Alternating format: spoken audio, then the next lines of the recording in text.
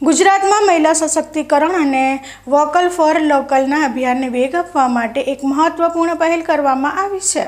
ગઈકાલે પાલનપુર ખાતે મુખ્યમંત્રી ભૂપેન્દ્રભાઈ પટેલના હસ્તે સશક્ત નારી મેળાનો શુભારંભ કરવામાં આવ્યો હતો।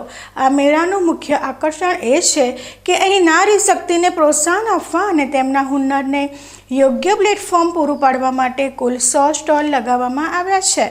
આ મેળા થકી જિલ્લાની મહિલાઓને આત્મનિર્ભર બનવાનો પ્રયાસ કરવામાં આવી રહ્યો છે। પ્રધાનમંત્રીના આત્મનિર્ભર ભારત અને નારી સશક્તિકરણના ઉદ્દેશ્યને ધ્યાનમાં રાખીને સશક્ત નારી મેળાનું આયોજન કરવામાં આવ્યું છે। લોકલ ફોર વોકલના આહવાનને સાર્થક કરવા માટે જિલ્લાના છેવાડાની મહિલાઓના હાથવણાટના હુનરને યોગ્ય પ્લેટફોર્મ મળી રહે તે હેતુથી આ 100 સ્ટોલ ઊભા કરાયા છે। અહીં રોજિંદી ઘર વપરાશની ચીજવસ્તુઓથી લઈને મહિલાઓના હાથથી બનેલી અદ્ભુત હસ્તકલાની કૃતિઓ પણ વેચાણ માટે મૂકવામાં આવી છે, જેનાથી મહિલાઓના આર્થિક સશક્તિકરણને બળ મળે।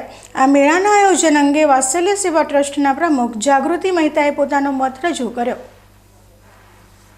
અહીં રામલીલા मैदानની અંદર એક્ઝિબિશન કરવામાં આવ્યું છે। સ્વરોજગાર મેળો સખી મંડળની બહેનો દ્વારા અહીંયા આગળ સ્ટોલ કરવામાં આવ્યા છે। મુખ્યમંત્રીના હસ્તે કાલે 4 વાગે અહીંયા આગળ ઓપનિંગ કરવામાં આવ્યું છે। અહીંયા આગળ 100 સ્ટોલ છે અને વિવિધ પ્રકારની વસ્તુ છે, જેમ કે તોરણ છે, હસ્તકલાની બહેનો જે સખી મંડળની બહેનો જે બનાવે છે વસ્તુ, એનું અહીંયા આગળ પ્રદર્શન મૂકવામાં આવ્યું છે। અહીંયા આગળ સાબુ છે, તોરણ છે, નાળિયેરના રેસામાંથી છે, તો કુંડા છે, માટીના વાસણો છે, જે બહેનો ઘરે બનાવે છે, અથાણા છે, પાપડ છે, ગૃહ ઉદ્યોગની જે વસ્તુ છે અહીંયા આગળ મૂકવામાં આવી છે। અને સ્ટોલની તારીખ છે 11 તારીખથી 15 તારીખ સુધી છે અહીંયા આગળ। અને આ મેળાના કારણે જે બહેનો ઘરે બેસીને કામ કરે છે એને આ રોજગાર મળે છે। અને વારંવાર તમે અહીંયા આગળ લોકલ ફોર વોકલનો જે કોન્સેપ્ટ છે મોદી સાહેબનો, એ કોન્સેપ્ટ પર કામ કરશો તો બહેનોને રોજગારી બી મળશે અને એ લોકોને આશ્વાસન બી મળશે। કેટલા સ્ટોલ લાગ્યા છે, કેટલી બહેનો અંદર ભાગ લીધો? અહીંયા આગળ 100 સ્ટોલ લાગ્યા છે અને 150 બહેનોએ ભાગ લીધો છે। અહીંયા કેવો પ્રતિસાદ મળ્યો? બહુ સરસ પ્રતિસાદ મળ્યો છે અને રોજગાર બહેનો સારી એવી વસ્તુ ખરીદી કરીને જાય છે બધા।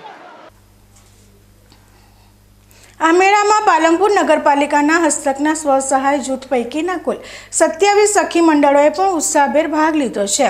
મહિલાઓને પોતાના ઘર આંગણે જ રોજગારી મળી રહે અને તેઓ આર્થિક રીતે સદ્ધર બને તે હેતુથી આ મેળાનું આયોજન થયું છે, જેમાં કુલ 150 બહેનોએ પોતાના માલ વેચાણ માટે મૂક્યો છે। સ્વસહાય જૂથ દ્વારા આ મેળાના મહત્વ અને મહિલાઓને મળેલા સહકાર વિશે મેનેજર કીર્તિભાઈ પરમારે માહિતી આપી હતી। એન્યુઅલ શાખા દ્વારા ટોટલ અહીંયા 27 સખી મંડળોના સ્ટોલ 27 સ્ટોલ અહીંયા બનાવવામાં આવેલા છે અને દરેક સ્ટોલ ઉપર 2 બહેનો કામ કરે છે। આ જે મેળાનો મુખ્ય આશય કે બહેનોનું સશક્તિકરણ થાય અને એમને રોજગારીમાં વધારો થાય એ માટેનું મુખ્ય ઉદ્દેશ છે। અને લોકોમાં લોકલ ફોર વોકલનો સંદેશો જાય અને સ્વદેશી અપનાવતા થાય એ માટે સ્વસહાય જૂથો દ્વારા સ્ટોલનું આયોજન કરેલું છે। કુલ 100 સ્ટોલ છે અત્યારે। આમાં નગરપાલિકાની શું ભૂમિકા? નગરપાલિકા એન્યુઅલ શાખા દ્વારા જે સ્વસહાય જૂથોની રચના કરેલી છે એમાંના 27 સ્ટોલ અહીંયા બનાવવામાં આવેલા છે। આ સશક્ત નારી મેળા થકી માત્ર મહિલાઓના ઉત્પાદનોનું વેચાણ જ નહીં, પરંતુ તેમના આત્મવિશ્વાસમાં પણ વધારો થયો છે। આ પ્રકારના આયોજનો મહિલાઓને આર્થિક રીતે સ્વાવલંબી બનાવવાની દિશામાં એક મજબૂત પગલું છે।